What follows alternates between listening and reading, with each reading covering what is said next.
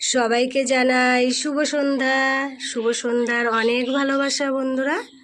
আজকে সন্ধ্যেটা জানালাম ঠাকুর ঘরের থেকে, কারণ 3 দিন তো আমাবতী ছিল। আমাবতীর কারণে ঠাকুর ঘরে আসতেও পারিনি, আর তোমাদেরকে কোনো ঠাকুর ঘরের ভিডিও দিতে পারিনি। তা আজকে বৃহস্পতিবার, আজকে দুপুরে পুজো দেওয়ার টাইম পাইনি বন্ধুরা, যেহেতু কালকে তো রথের অনেক অনেক ভালোবাসা ও শুভেচ্ছা রইল তোমাদের সকলের জন্য।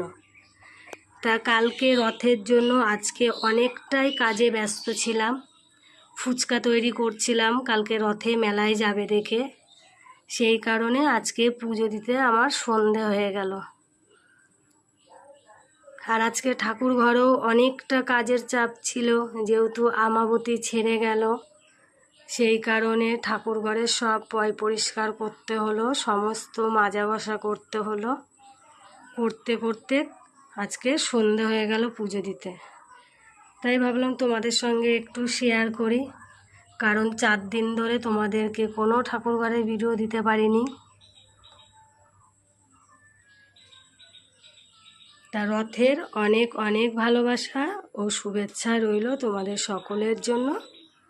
তোমরা যে যেখানেই থাকো সবাই ভালো থেকো ও সুস্থ থেকো।